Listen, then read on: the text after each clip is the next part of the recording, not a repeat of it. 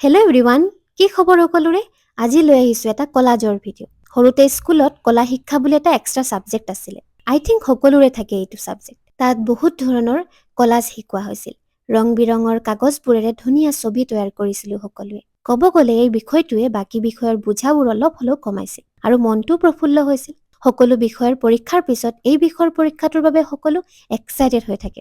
আজি মই তেনেকুৱা এটা কলাজেই বনাবলৈ চেষ্টা কৰিলোঁ। প্ৰথমে গছ এজোপাৰ কাণ্ড আৰু ডালবোৰ ব্লেক কালাৰ দি আঁকি ললোঁ। পিছত ৰঙা নীলা পেপাৰবোৰ সৰু সৰুকৈ কাটি লৈ এনেদৰে এটা শ্বেপ দিবলৈ চেষ্টা কৰিলোঁ। তাৰ পিছত আঠা দি ধুনীয়াকৈ এটা এটাকৈ গছৰ ডালবোৰত লগাই দিলোঁ। দেখিছেনে একদম গছৰ পাতবোৰৰ নিচিনা লাগিছে?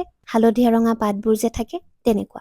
আৰু চবতকৈ ভাল লগা মুহূৰ্তটো হ'ল ভিডিঅ'টো বনাই থাকোঁতে যেতিয়া পখিলাটো আহি ইয়াত পৰিলহি। এনেকুৱা সৰু সৰু কোইনচিডেন্সবোৰেই মনটো বহুত হেপি কৰি তোলে। নহয়নে বাৰু?